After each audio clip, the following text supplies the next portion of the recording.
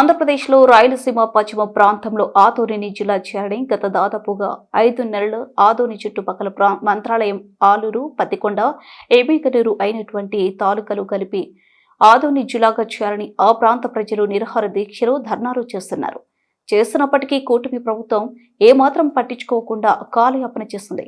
ఇలాంటి ప్రభుత్వానికి తగిన బుద్ధి చెప్పాలని ఆదోని జిల్లాగా ప్రకటించే వరకు పోరాటం చేస్తామని తెలియజేస్తూ ఈరోజు ధర్నాలో భాగంగా మంత్రాలయం నియోజకవర్గం వేదికగా ఎమ్మెల్యే బాలనాగిరెడ్డి అధ్యక్షతన భారీ వైఎస్ఆర్సీపీ కార్యకర్తలు జన సందేహం మధ్య ధర్నా సాగింది. ఈ కార్యక్రమంలో 4 మండలాల కార్యకర్తలు, అభిమానులు, నాయకులు పాల్గొనడం జరిగింది.